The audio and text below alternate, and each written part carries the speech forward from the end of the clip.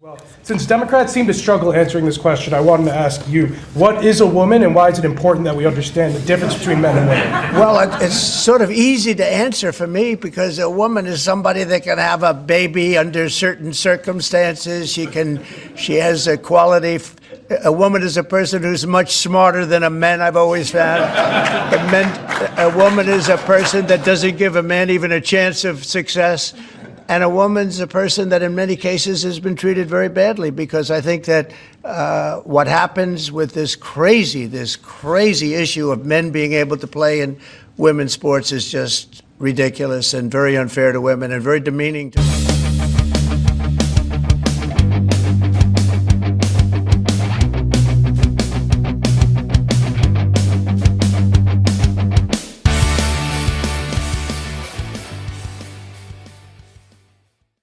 At the top of the show, we had Donald Trump in a March press conference answering that age-old question, what is a woman? And we started there because this is the What is a MAGA Woman edition of the Political Junkie podcast. I'm Claire Potter. I'm Neil Young. And we're here barreling down on Election Day. Neil, have you voted absentee yet? I have. Well, it's not absentee. We vote here by mail in California, but I voted, put it off, and we have drop boxes all over our community. I mean, I walked like 2 blocks to the local one, dropped it in, and yeah, we have a big election happening here in California. That's fantastic. What's the biggest issue in California? Well, the big issue is the Proposition 50. Okay. Which is Gavin Newsom's response to the redistricting that Texas did. This would be to redistrict California in a way that even more benefits Democrats. And I think it's going to pass. I believe the polling is pretty strong for it. There's a ton of money being thrown into the opposition to it, and some really slick ads being placed on television with very diverse, what's come to be proven, actors, saying why they object to this happening. But it looks like it'll pass, and it'll be Gavin Newsom's retort to Trump and Trumpism. Wow. Well, I'm kind of against it too, except we're in a civil war and we just have to do it. So there's that. Yeah, I don't like it, but I voted for it. I would vote for it too. So there's almost nothing on the ballot here in Northampton, Massachusetts, except the mayor of Northampton, which I had to actually look everyone up to figure out who to vote for. I am that recent a citizen. So I'm watching elections elsewhere. And in New Jersey, we've got a real big one. Democrat Mikey Sherrill, who is leading Republican Jack Ciattarelli by between 3 and 8 points. The polls are coming in all over the place. But if you knock out the outliers, we're looking at somewhere between 3 and 8. It's a litmus test for 2026, since by party registration, New Jersey is starting to look a little bit swingy.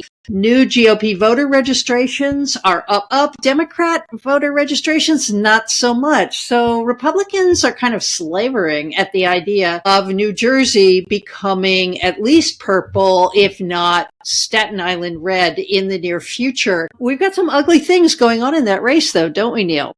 Yeah, and I think just to stay with the sort of trending direction of it, I mean, Democrats still have like an 800th advantage when it comes to registered voters, but that's down from 1.1 million from just a little bit ago. So clearly Republicans are making inroads there, but are they inroads that will flip this state? Probably not, although it comes down to turnout, of course.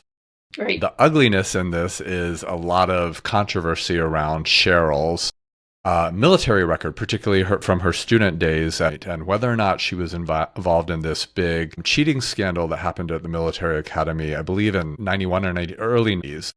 Mm-hmm. She was not allowed to participate in the graduation ceremonies of the institution, although she was graduated from the military academy. So there's been all of this exploration of whether she was really a central figure in that cheating scandal. She's argued that she was punished because she didn't turn folks in, but that she herself didn't cheat. But then, of course, a lot of her military records have been made public by the Trump administration, which included things like her Social Security number. So there's just a lot of ugliness going around here, and I suppose none of that's a surprise. Well, and the Cheryl campaign has kicked back at the Citarelli campaign Right. by linking Citarelli to, or at least a firm that he owned, a medical publishing company that he owned, to the opioid epidemic. Apparently, Citarelli's firm pushed opioids when opioids were being pushed. But it looks like what could really push Mikey Sherrill over the top is that Donald Trump's approval rating has tanked in the Garden State to 37%. And actually, Trump had done better in the 2024 election than he had done in 2020. So there were very high hopes among Republicans for this governorship. Yeah, and I think that that number is probably going to be the predictor of what actually happens here, right? So obviously, Trump did better in 2024. I believe it was only a 6-point loss for him, which was significant in a state like New Jersey. Obviously, all these new Republican registrations in the state. I think there was a lot of movement from New York City over to New Jersey during COVID. And those folks tend to sort of, at this point, lean a little bit more Republican than not. So there seem to be favorable conditions for Republicans in New Jersey. And yet, who do we have in the White House? Trump. And Trump, in this example at least, doesn't seem to be benefiting Republican gains in a place like New Jersey. I have to say also these scandals isn't this just par for the course for New Jersey politics? Of course, totally. I mean, and this is the state where the governor had to step down because it turned out he was gay and he was having an affair with one of his aides, Right. So New Jersey's lots of fun. It always has been. And it sort of links boring old New York to the much spicier Pennsylvania in that way. Okay, in our next news item, in Maine, who thinks about Maine except me, because I live in Massachusetts? Governor Janet Mills has jumped into that state's Democratic primary, as she was expected to do, for the honor of facing 73-year-old Republican Senator Susan Collins in 2026. Now, Neil, am I wrong that Susan Collins had said that the last election was going to be her last term? Okay, I thought I remembered that as well. So I was starting to think I just forgetting everything or losing my mind. Is this another example of it? I mean, we could fact check this quickly, I suppose, but that was definitely my memory of this. We have, as we've talked about several times in recent episodes, two very, very old people running for this seat, and it'll be interesting to see what happens. But there is an interesting race on the Democratic side, and a lot of folks who cover Maine politics closely say this is a good thing, that that this is a chance for voters to really decide which version of an opponent they want to take against Collins, and that this is a good thing for Maine voters. And I think that's sort of nice to see, because that's usually not the political analysis in situations like this. I feel like so often when there's a primary, the sort of political analysis is, oh, this is bad for the party. And I don't ever really agree with that argument. I don't either. And we're going to have a link on the Substack to Amy Fried's new Substack. She's become a Substack writer too. Amy Fried is a political scientist who specializes in Maine politics. It's one of those Substacks that's totally worth subscribing to, because it really zeroes in on a part of the country that's very poorly covered. I mean, there is this kind of thing of governors becoming senators. I tend to think of the Senate as a kind of assisted living facility for former governors. Janet Mills is 77. She would be almost 80 when she is sworn in. I really don't like that. And the other two candidates are a guy named Dan Plattner, who runs brewery, so I guess he's kind of the business candidate. And then a guy named Graham Plattner, who everybody likes because he's an oysterman and a former Marine, and he's sort of the populist guy. So we've got the hugely successful mainstream Democrat running against the obscure but attractive populist of the Democratic Party. Neil, what kind of a contest does that set up?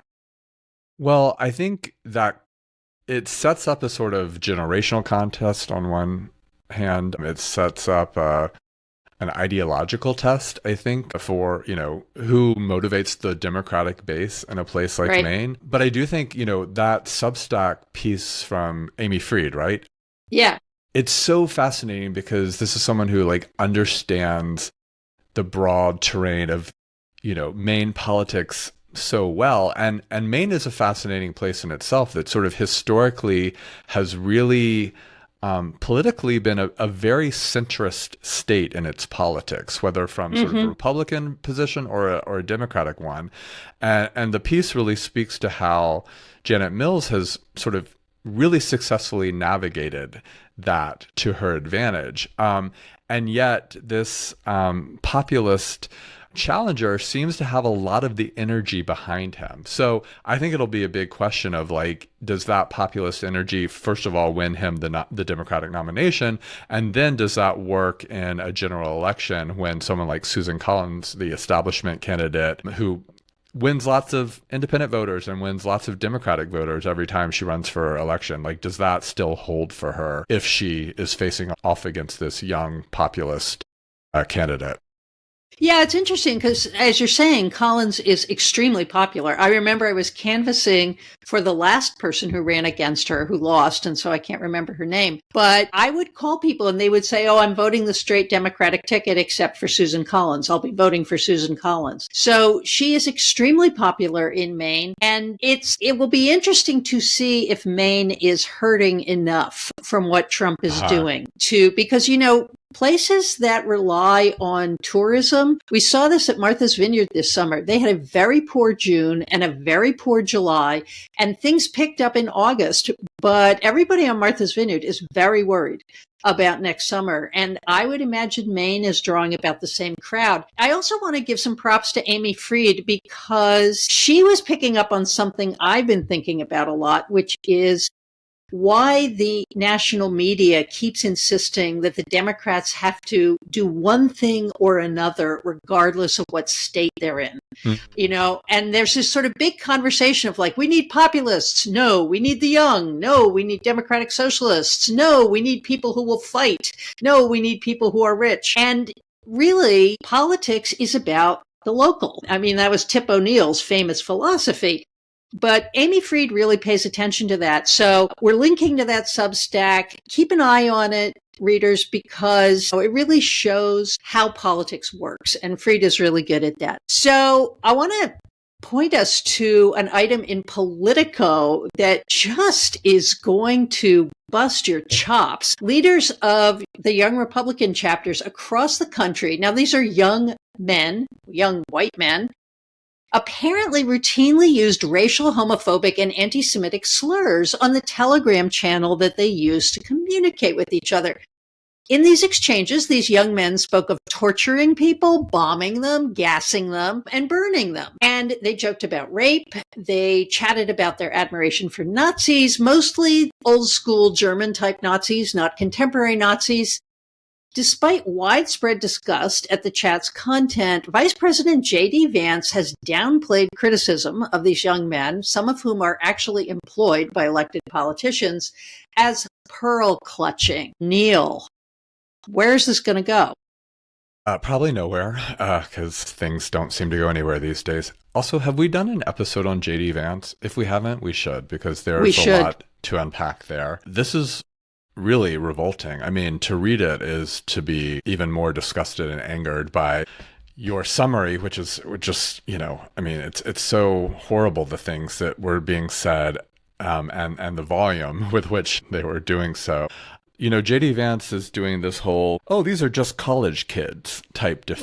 Right. There's actually a different organization called College Republicans that one would be in if you were still in college. Young Republicans is what you join when you're out of college. So these folks are in their 20s. Some of them are even their 30s now. Even if they were in college, though, I don't see how that's a defense of these things. Yeah.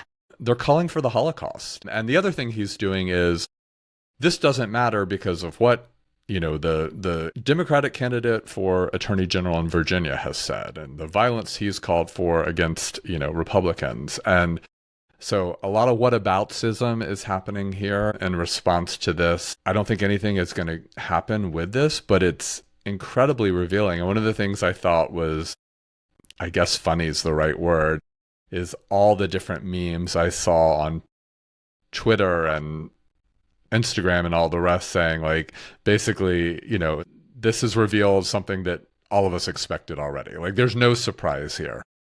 Right. What do you think about it? Did you see the meme that had one of these guys who's a rather stout fellow in a suit, and it said underneath, "I know a lesbian wedding when I see one"? I did not see that one. That's good. So the other thing I think, just by coincidence, as this came out, I had hit the point in the Sam Tannenhouse biography of William F. Buckley, where he is describing possibly the worst thing that Buckley ever did for himself, for his career, and for the right wing, which was to call Gore Vidal a queer on television. This was at the 1968 Republican National Convention. And one of the things Tannenhouse talks about is both how much these two hated each other, but that Buckley routinely referred to Gore Vidal as that queer in private and in his letters to people and so on. And what Tannenhouse says is you do that enough and it's just going to pop out. And Buckley was really angry. Gore Vidal was goading him, and Buckley finally exploded. I think Gore Vidal called him a Nazi, and Buckley exploded and called him a queer. He was actually humiliated by it. His friends were angry and disappointed with him. You know, he had a lot of gay men in his circle. They were upset about it. But all of this makes me think that Republican politicians would be very, very wise to stop dismissing all of this crap that their aides and their assistants do as jokes, because inevitably it does come out. And one of the points of the Politico article is every once in a while, one of these young men would say, gee, it would be terrible if anybody we didn't know got into this channel. So they actually knew they were flirting with something pretty dangerous, and they did it anyway. So, and one of the things this makes me think is that these are people who are not only hateful, but they have absolutely no judgment whatsoever and should not be in any position of responsibility.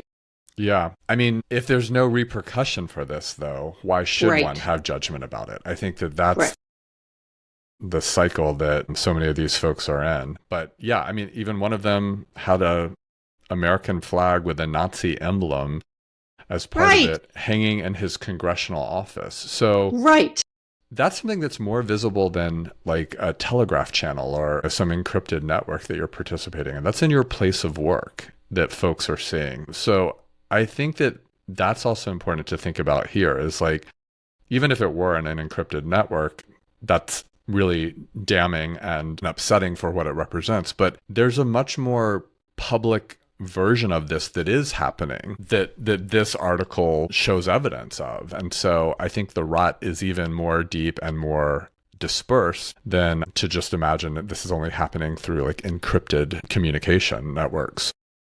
Well, and pointing to hypocrisy is really old hat by now. But if Democratic young people, activists had been doing this, you know, let's say they had been talking about Charlie Kirk in this way and said these kinds of things about him and Turning Point USA followers, there would be demands in the Senate, should the Senate ever convene again, that all of these people be fired, that heads roll, that they should never work again anywhere. So there really is a double standard that the Republican Party has for gross misbehavior. Okay, so the last item in our news roundup is Secretary of Health and Human Services, Robert F. Kennedy Jr. Now, I included this news item just for you, Neil. Kennedy has unburdened himself of another bizarre piece of medical advice by linking male circumcision to autism. Asserting that babies are given Tylenol after the procedure, he claims that circumcised boys have twice the rate of autism as uncircumcised boys. Now, let me just say, about 80% of Americans with penises are circumcised, so that might account for those big numbers. Kennedy is relying on two smaller outlying studies. Larger studies have revealed no link between circumcision and autism. But who has this brought out of the closet? Well, this really fascinating group of people that are called intactivists. Yes, you said it. I want to say it one more time so people really get it. Intactivists, meaning that they're activists for keeping the penis intact and not being circumcised. It's a real fringe group, although I think it's a fringe group that's sort of grown through the years and has a pretty sizable online community. And basically, they believe that this procedure is a sort of psychological and physical torture, especially because they argue it harms like the full sexual experience for men. They're denied this major element of pleasure when a penis is I keep wanting to say circumcised. Getting too lofty here in my word choice. So circumcised. Let's keep on topic. Yeah, and this is sort of interesting because like I was aware of that community of activists like a little bit because I think a lot of them are gay, and there seems to be sort of a gay version of this that often gets sort of attention in gay media circles every now and then. So I was sort of generally aware of it as a thing, but to see it converge in this moment, this administration, via Kennedy and via, this sort of train of logic on his part, connecting it back to Tylenol and then ultimately linking it to autism, is this the best example we have right now of Kennedy and his preoccupations and really just where MAGA is in general and its full conspiratorial self?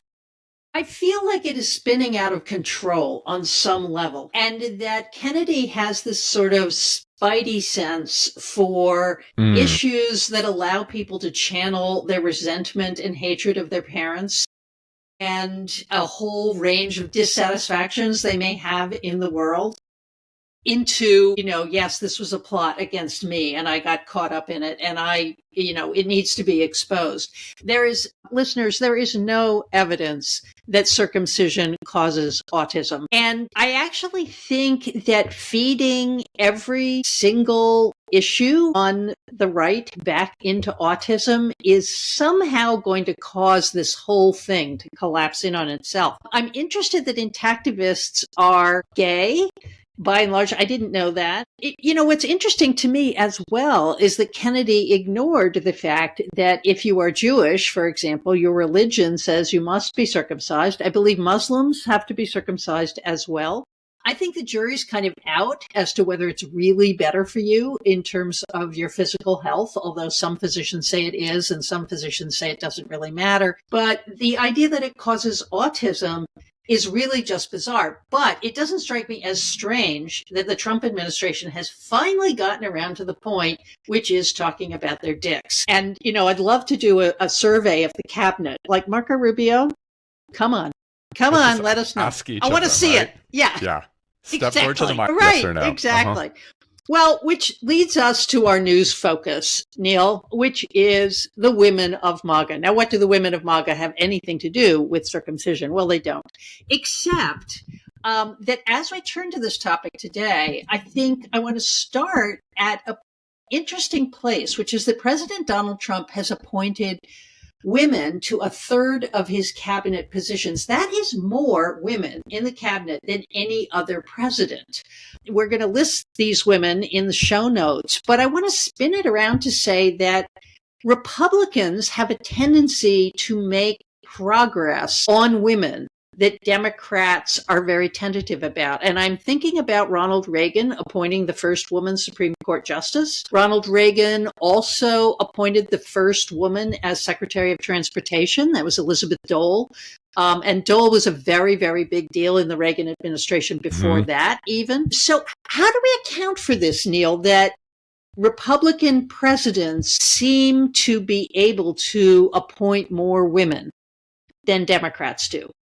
Well, I think, on one hand, it reminds us that conservative women are an enormous demographic in the U.S. and American politics, and that they have been a particularly important source of activism and organizing for the modern GOP. And so out of that vast activist network, a lot of real luminaries have risen. But the question is why are Republican presidents, or why have Republican presidents historically been better about pulling them up into these high level positions than Democrats have, especially as Democrats tend to run a lot more on quote unquote identity politics than Republicans do. I think in part that's part of the answer.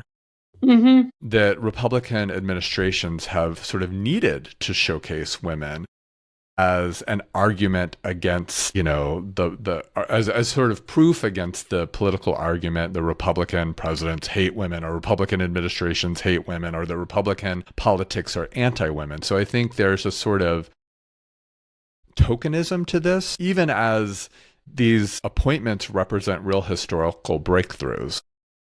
Yeah, I think that's right, Neil. And you remind me, of course, that the term gender gap was invented in 1981 as Ronald Reagan's political consultants tried to figure out why so many women voted for Jimmy Carter, why there was such a huge gender gap between male support and female support. Though Reagan had promised during the campaign that if he had the opportunity, he would appoint the first woman as a Supreme Court justice. But I think you're right. And I think the ways in which anti-abortion politics have really fueled the modern Republican Party sort of cresting in the MAGA movement mean that Republican presidents, as you're saying, have to do other things to try and keep women in the fold, or at least keep centrist women in the fold. I also think you're really getting at something important about the density of talent among conservative women. I mean, that was certainly true of Elizabeth Dole. She had 2 decades of experience in government, starting in the Bureau of Consumer Affairs. She had a degree from Harvard Law School. Yes. She had a BA in political science from Duke University. So she was so heavily overqualified for the first job she had in that administration, which was an office of outreach, basically, to minority groups. And it was only several years later, and in part due to lobbying by her husband, Senator Bob Dole, that she was promoted to the job that she really deserved. So I think that's true. But now we're looking at Trump, and we're not seeing very overqualified women. We are seeing a great many highly underqualified women, except they dress in sort of high fashion, or a certain kind of high fashion. They have a lot of plastic surgery to their credit. They are generally, but not always, blonde. So why are all these women around Donald Trump? I mean, it's the perfect Trumpian example, right, of overrepresentation of the underqualified, right? Yeah. Why are all these Trumpy women around? Is that the question? Yeah. How do they end up in his?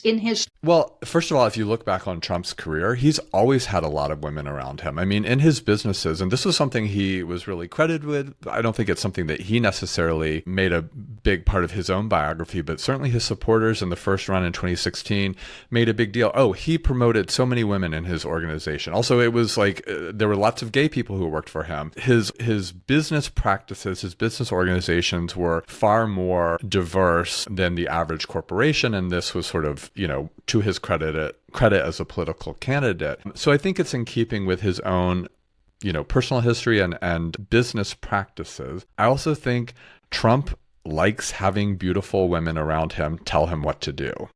And there's something there that we could psychologize a bit, but it seems to be a consistent enough pattern that I think there's something there to that. Right, because these are women of a particular mold. I mean, if it was like all sorts of different women, I think that we wouldn't be as prone to psychologize this, but like he wants something out of the women around him. They're to be highly attractive, they're to present themselves really well, they're to be poised, they're to be agreeable.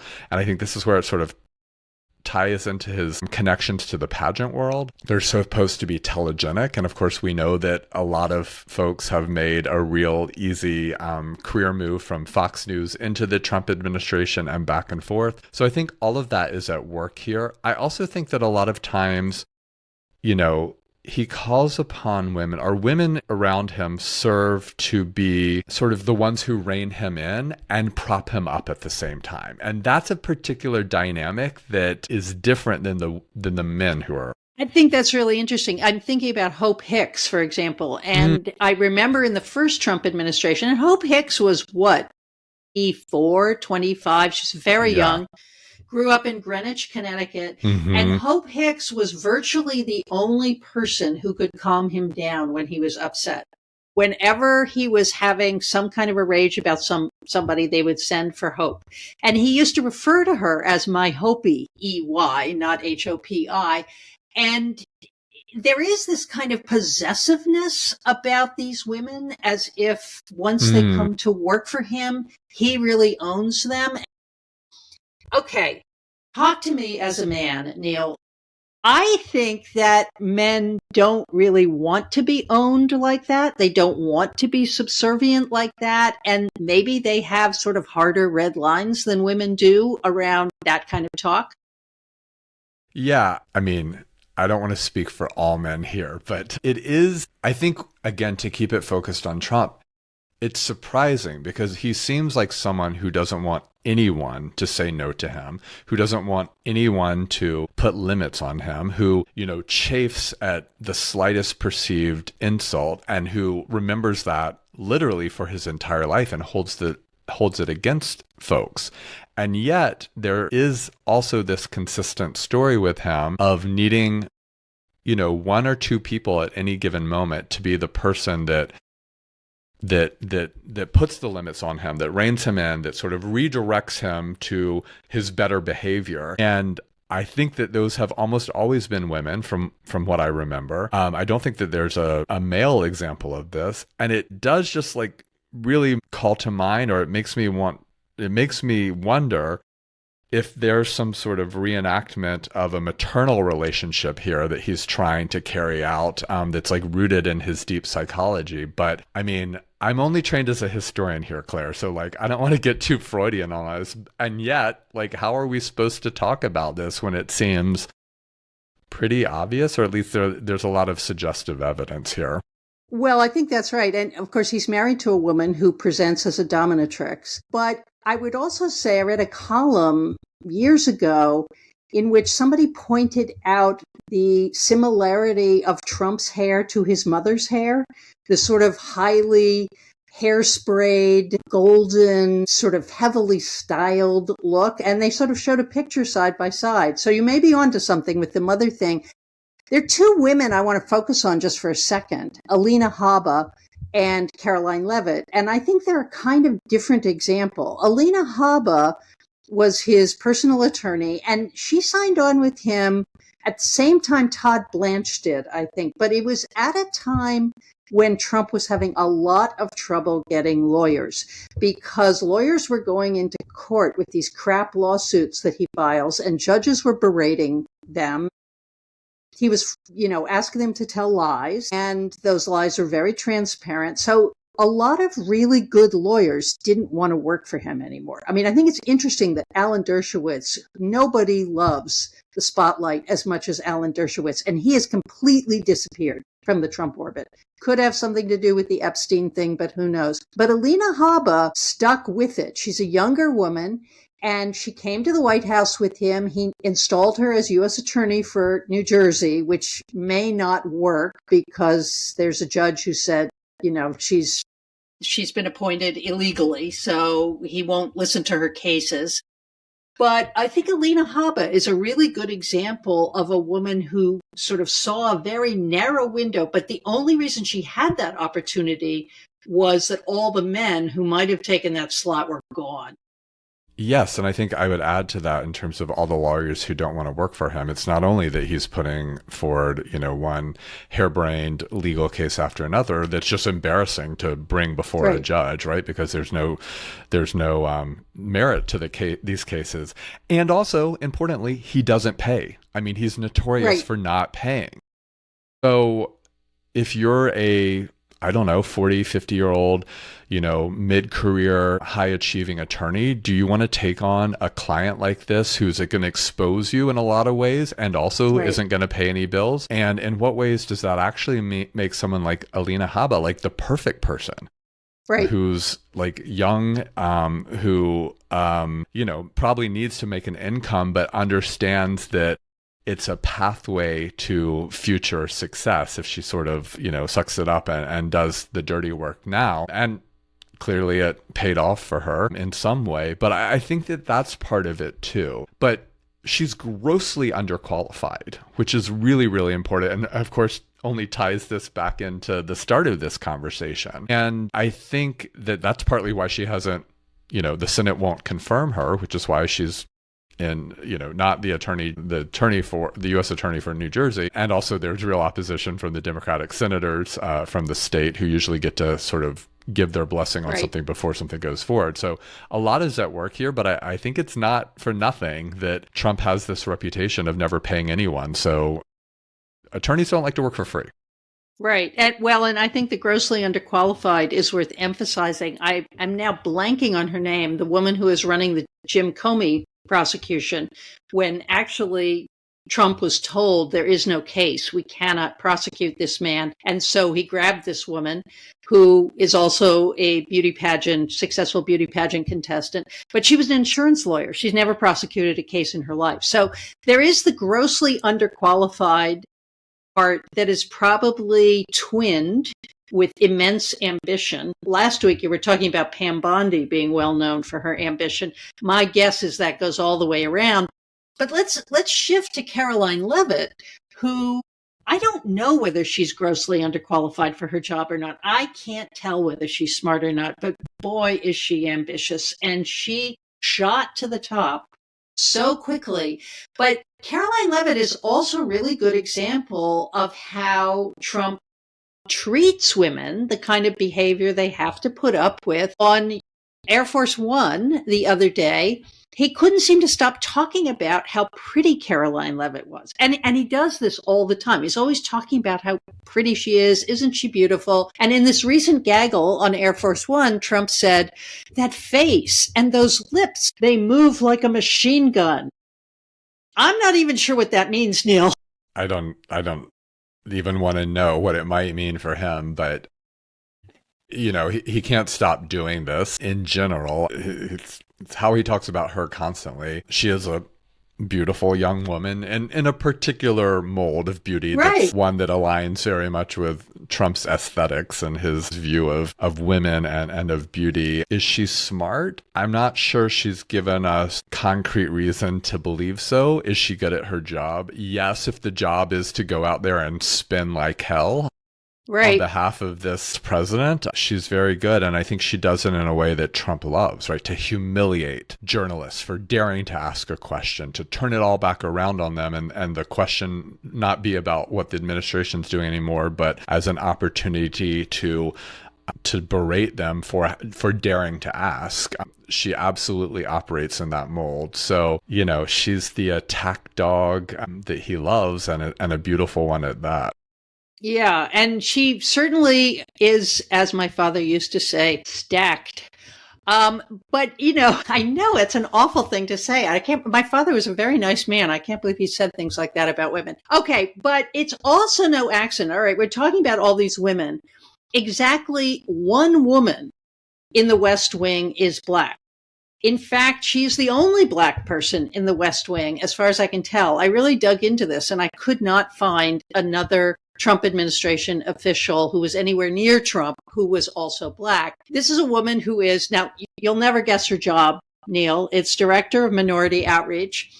Her name is Lynn Patton. She grew up in New Haven, Connecticut. Apparently her father was a professor at Yale, which then caused Lynn Patton to go around telling people that she too had gone to Yale, when in fact she had not gone to Yale. Yeah, but actually she was not able to begin her job until May because of sanctions imposed for violating the Hatch Act twice when she worked at the Department of Housing and Urban Development in the first Trump presidency. Now, she was not the only person to violate the Hatch Act. A lot of people violated the Hatch Act, including people a lot closer to Trump than she was. But other than racism, Neil, why would a Black woman find herself all alone in the ladies' room in the West Wing?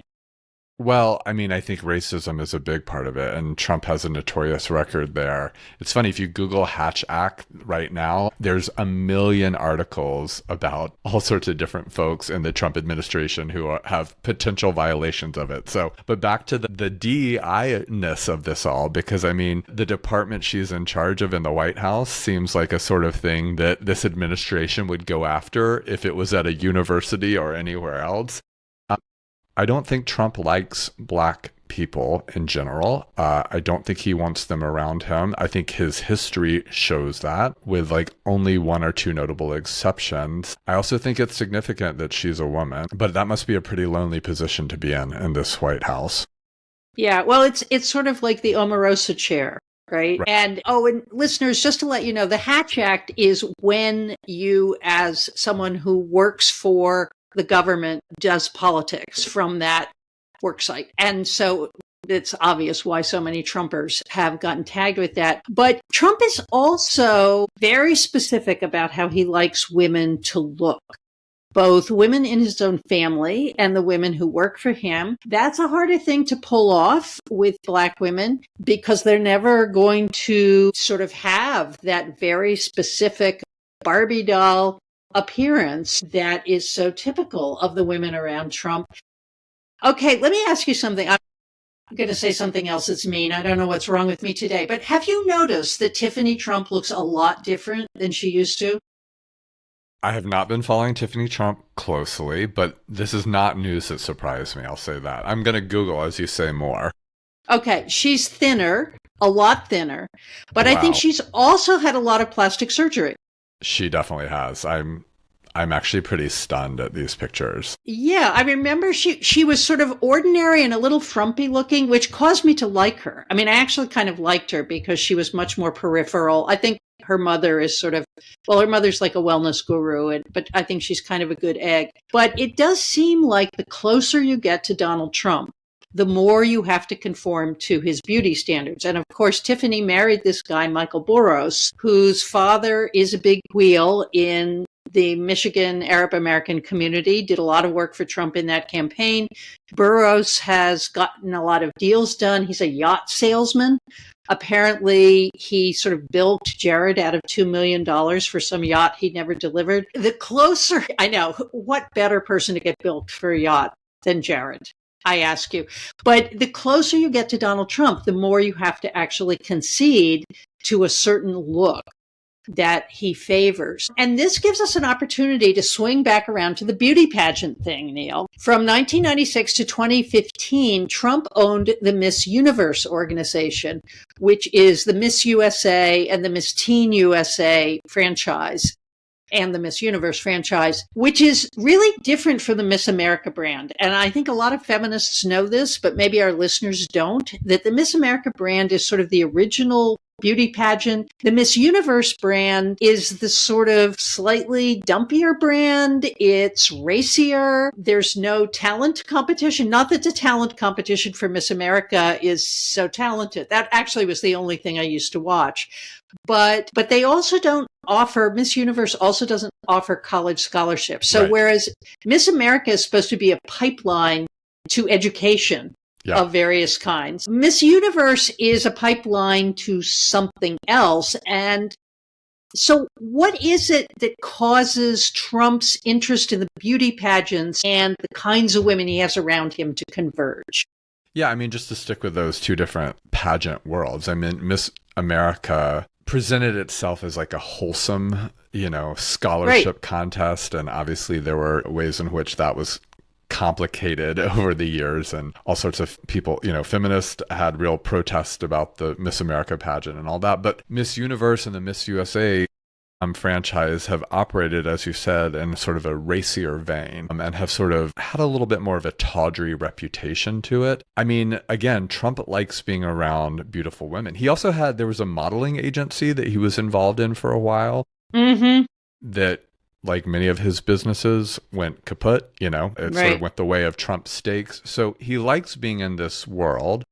I think he likes, you brought up the word owning before when you talked about relationships with individual women. What better way to represent that sort of broadly than to own the Miss Universe organization? I mean, that seems significant here as well. I know there's also been some reporting, I don't know how well this has been reported out, but there have been allegations, I suppose we should say, that these pageant networks have sometimes been used as trafficking networks of bringing women from overseas into this country, and also that the modeling agencies were ways to do so. So I actually think the Epstein conversation might be relevant here as well. A lot is at work here. And of course, you know, his wife is someone who was a model who came to the US on a modeling visa. And also, a lot of the women who are prominent in Republican politics, and especially in the Trump administration, have their own history of participating in pageants. So Right. all of these Right. things seem to be really highly interrelated right now. I think that's right. And of course, Michael Wolff, the journalist who has a fantastic Instagram account that is really worth subscribing to, Michael Wolff alleges that Donald Trump actually met Melania because she was being trafficked by Jeffrey Epstein. And there is documentation that when Melania came to the United States, she did not come on a work visa. She had not completed right. her working papers, and that was only completed sometime later. So you're right. He's been very involved in this world. There's also the famous Howard Stern interview in which he talks openly about the Teen Miss USA or Miss Teen USA pageant, and that he would suddenly walk into the dressing room Oh, right. as the girls were changing, and both of them sort of smirked and giggled about that. And he just said, you know, I own it. Of course I can do that. And that was really ugly and disgusting. But let me say something nice about beauty pageants, because I know it is a form of upward mobility for a lot of women and girls, in the same sense that something like figure skating can be investing in tennis or dance or now influencing, and that a lot of people who are veterans of the beauty pageant circuit both talk about a level of abuse that happens in them, but they also talk about things they have learned that really helped propel them into professional careers, like being able to present themselves, the poise that they learn, the manners that they learn, the forms of self-presentation, the ability to answer a question quickly and cogently, although some of the answers in the pageants are just like nutballs. But nevertheless, beauty pageant contestants sort of say this is a path to a certain kind of career if you're not a wealthy person. And that sort of dovetails with the populism that is driving the Trump administration, a particular brand of populism that says, you know, you are an individual. You can earn everything on your own merit. Who needs all of these elite institutions to drive your career? You can actually make yourself into whoever you want to be. And of course, Trump, in many ways, although he was financed by his father, he was not a self-made man in that sense. He was a self-invented man, not unlike a beauty pageant contestant, right? Mm.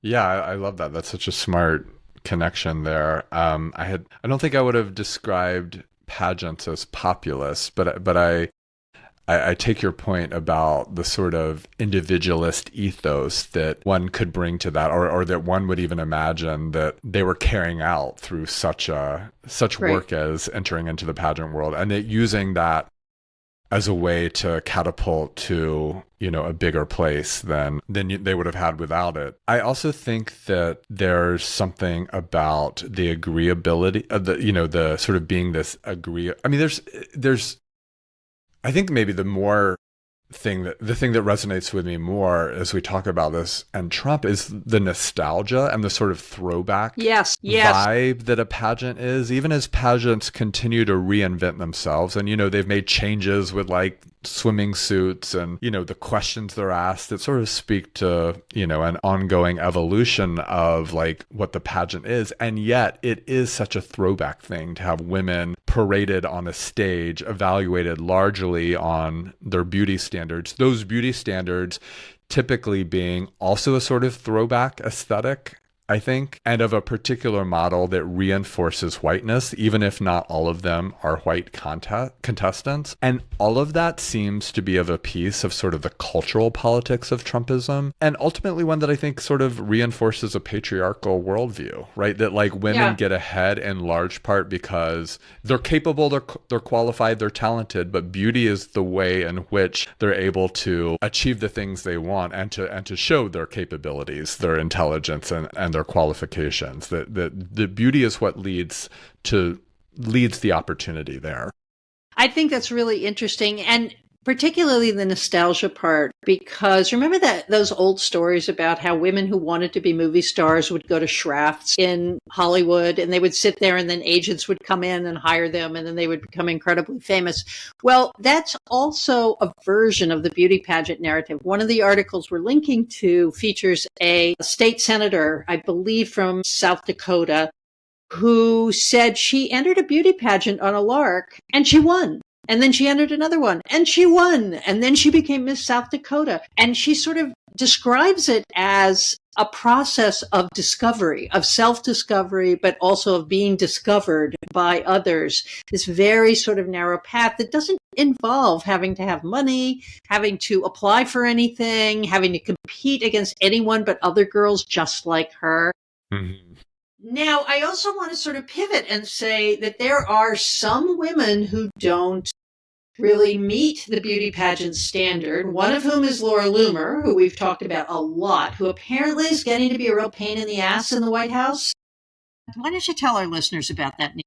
Yeah, basically the only person who likes Laura Loomer in the White House is Donald Trump, which is not for nothing, right? But there's a lot of people whose job is in part now to keep Loomer away from Trump and have like erected a real, barrier where they're like physically removing her, physically moving to her other areas when she's in these places that they're not expecting her. And she's saying, no, the president wants me here and I have to say something to him. So there's a concerted effort in the White House to block that connection. But apparently when they're able to speak, they're able to connect.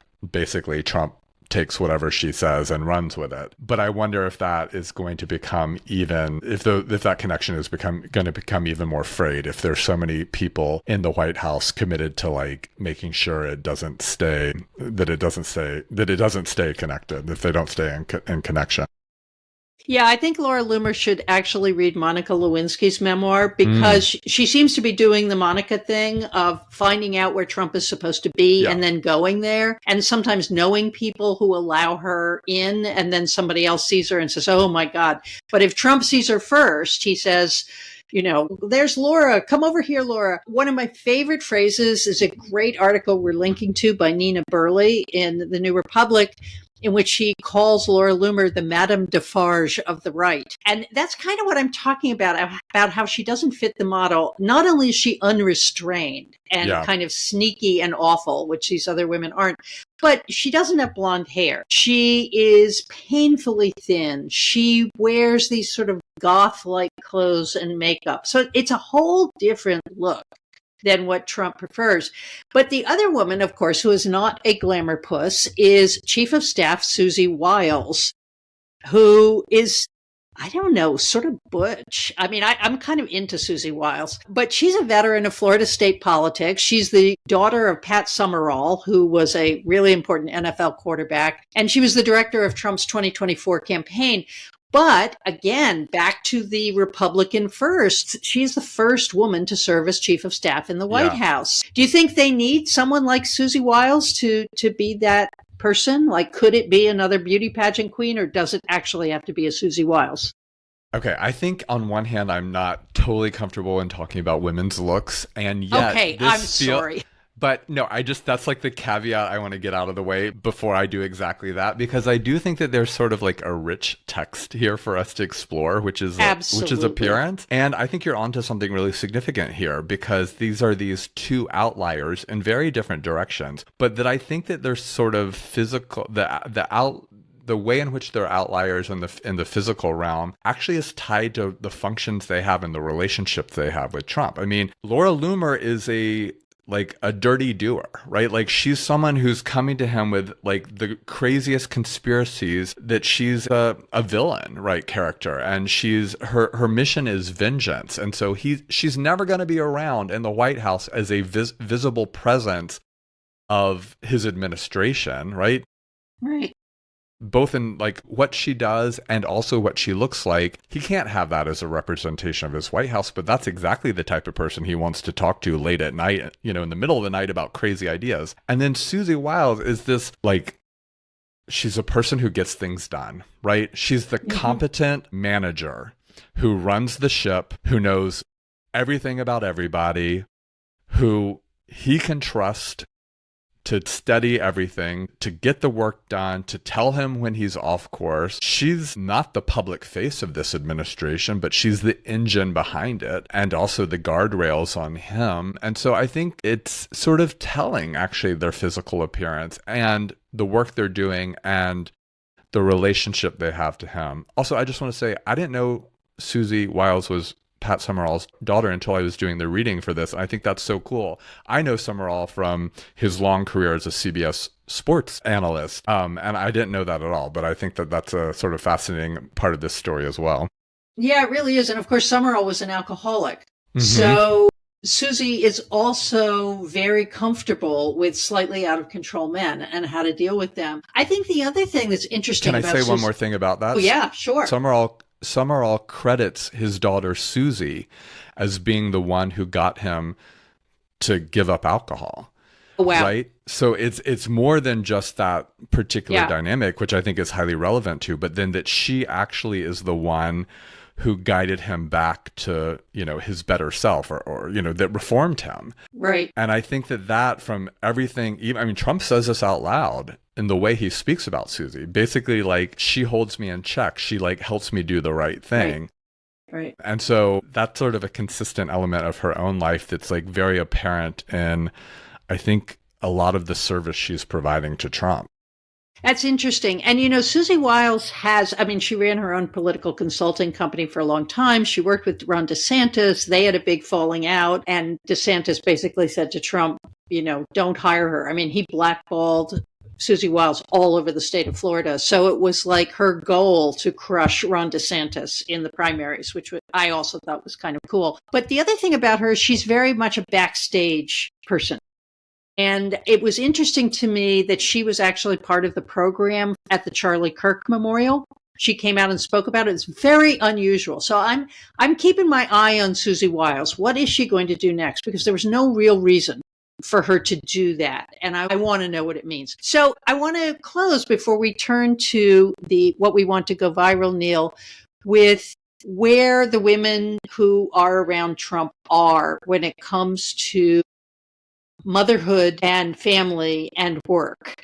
Because there was this great article that we're linking to in the Wall Street Journal that featured a number of these women. One was Caroline Levitt, one was Sarah Huckabee Sanders, and it was about how they balance motherhood and these intense careers. And what, of course, they probably have lots of people taking care of the children, but what they kept saying is, you just have to work really hard all the time, and that's fine. Pushed me to take a look at some old Phyllis Schlafly tapes from the 1960s. You know, Phyllis Schlafly sounds saner 50 years later than she did then. And one of the things she would say is, of course, you can have a career if you're a woman, but you can't have a career and a family at the same time. You will have to do these things serially. You can have your family, and you should do that when you're young, and then you can have your career.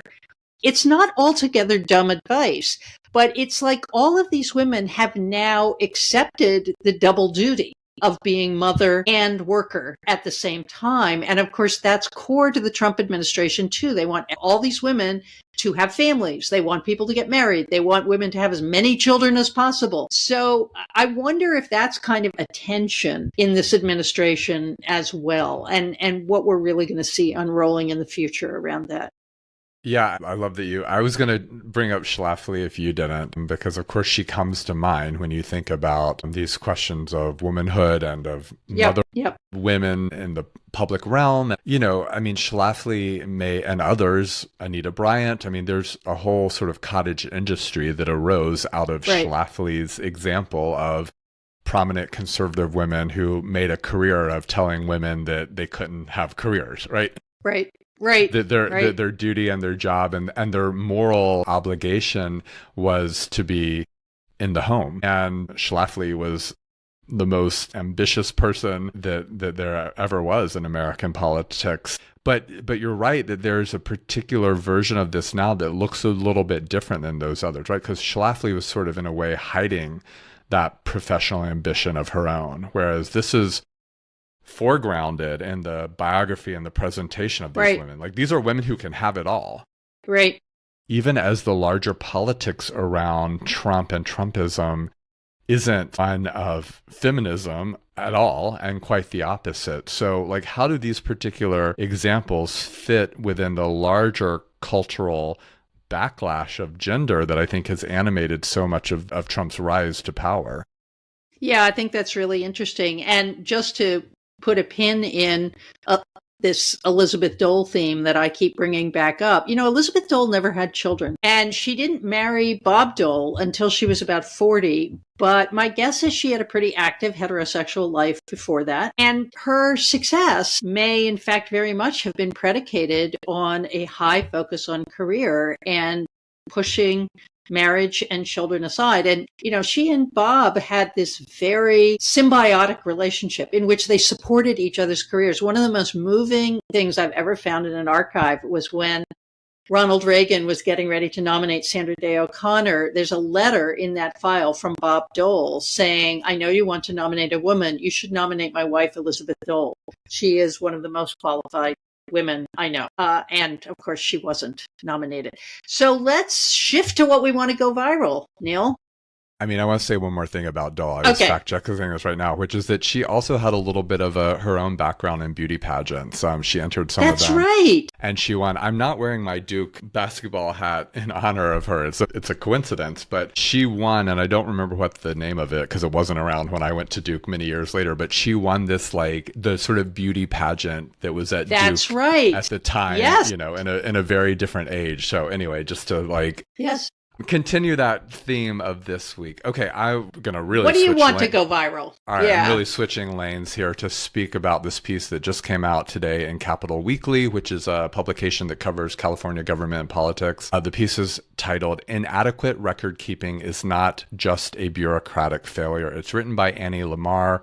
Annie Lamar is a professor of computational classics at UCSB. And just full disclosure here, I had a little bit of a role in this piece coming to publication because Annie Lamar is one of my fellows in the year-long fellowship I'm leading at UCSB with the Op-Ed Project, which I believe I've spoken about before. But anyway, the piece is something that I think everyone needs to read. It's so important. It's about the digital disappearance that the U.S. government, particularly through ICE, is carrying out of immigrants and other folks. And, you know, she talks about, like, there's so much attention about the literal bodily disappearance of people that's happening, rightly so, tons of attention. But we also need to, you know, be aware of what's becoming increasingly common, which is this digital disappearance, that being digitally erased and rendered untraceable by these very systems that are meant to manage immigration. So there's all sorts of different examples in here, lots of different evidence of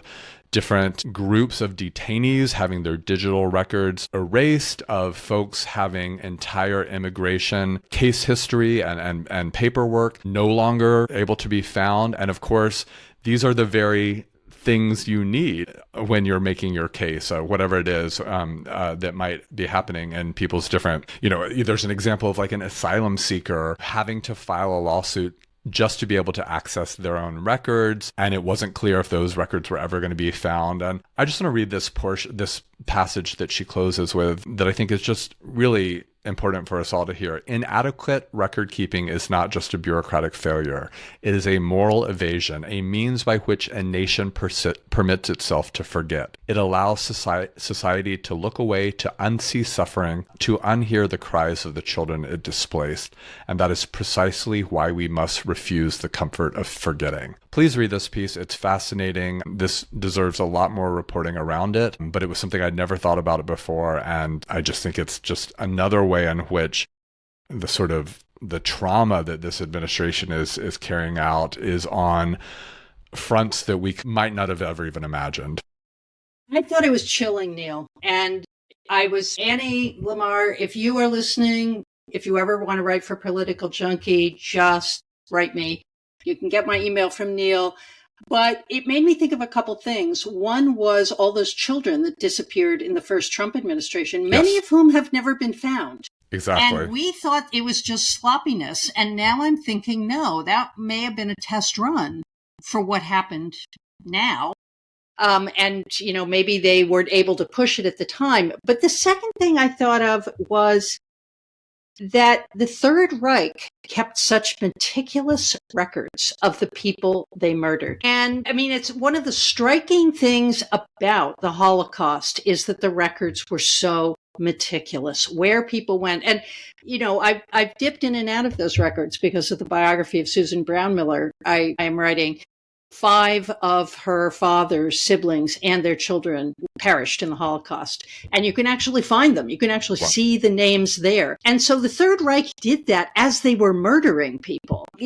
People are dying in these ICE detentions, but in general, the intent is not to kill them, but to disappear them. And one factoid that I pulled out of this was particularly striking is that the facility in the Florida Everglades, the name of which we will not speak, there were 800 people there. 400 of those people have just vanished.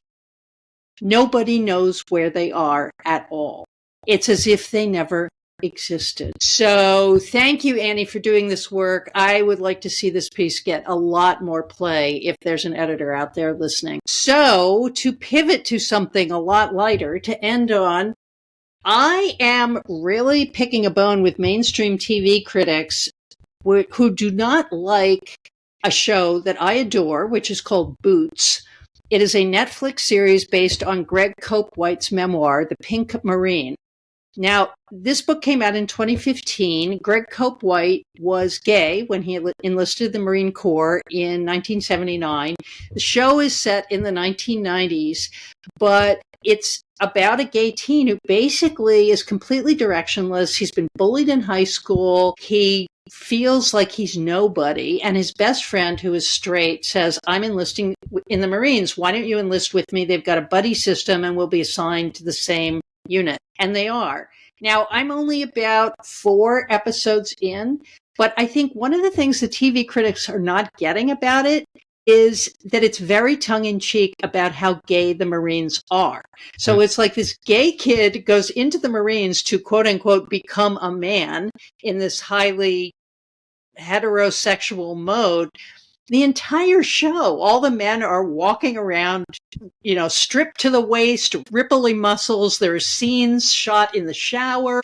There's also a great character who is a drill sergeant that I don't know, but I think is a very deeply closeted man because there's some tension building between recruit Cope and the drill sergeant. I want to say that at the time, this guy was in the Marines. It was illegal to be gay in the Marines. It may be again, and this is worth watching just for that, the kinds of evasions and protective coloring he has to draw around himself. To be a boot is to be a freshly minted Marine. But this was also Norman Lear's last project before he died. He executive produced it when he was 102, and apparently it's been in the can for years, not being released.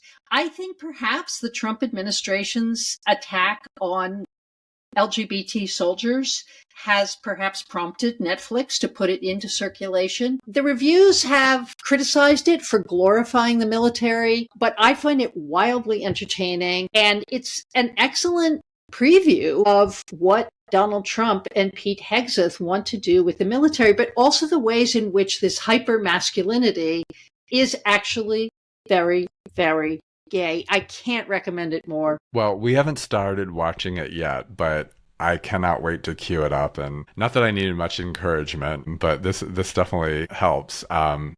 We started that Ed Gein one. The new series of the Monster. Yes. I will not be continuing with that. So Boots it. Boots it is. There is some violence and there is a lot of yelling. Apparently they just like yell nonstop in the Marine Corps. I think that they have a tendency to do that. Yes, exactly. But, that's minor compared A, to the beauty of the men, and B, to the beauty of the script and actually the kindness that these men show to each other, which is very deeply moving. Here we go. So, Neil, I think that's it for this week, and I'll see you next time. See you next time.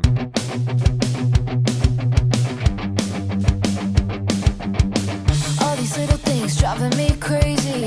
I just wanna be. And that's it for today's show. Thanks for hanging out with us. Share this podcast with a friend who loves history, politics, and smart conversation. You can follow Neil and me on Threads, Blue Sky, X, TikTok, and Instagram. Go to the Political Junkie Substack at clairepotter.substack.com for show notes, more episodes, to leave a comment or question, to subscribe for free, or to support our work for as little as $5 a month. You can also subscribe for free by searching for Why Now on your favorite podcast platform.